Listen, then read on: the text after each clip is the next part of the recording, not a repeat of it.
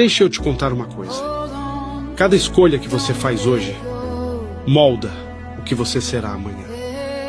Às vezes, as escolhas são pequenas, outras parecem gigantes, mas todas têm um peso. O problema é que na hora, você nunca sabe aonde elas vão te levar. Mas a verdade é esta: quem escolhe viver com intenção, constrói um futuro com propósito.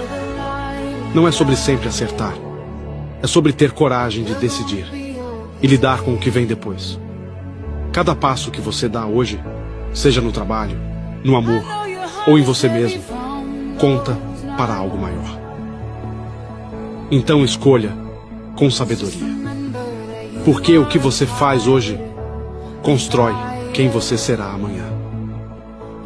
A pergunta é: que escolha você vai fazer agora?